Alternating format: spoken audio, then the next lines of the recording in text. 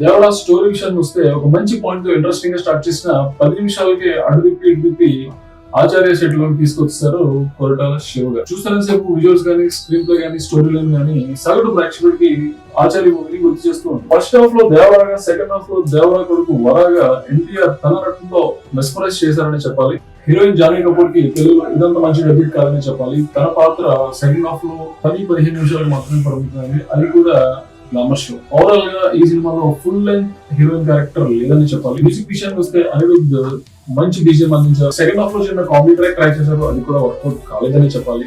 Overall గా NTR mark, intense mass dialogues గానీ, fans చేత విజిల్స్ కొట్టించే ఎన్టీఆర్ మాస్ డాన్సెస్ కూడా ఈ మూవీలో మిస్ అయ్యాయి. స్క్రీన్ ప్లే గ్రిప్పింగ్ గా లేకపోవడంతో భారీ కాస్టింగ్ ఉన్నప్పటికీ కూడా ప్రేక్షకుడికి కనెక్ట్ అవుతారని నాకు అనిపించడం లేదు.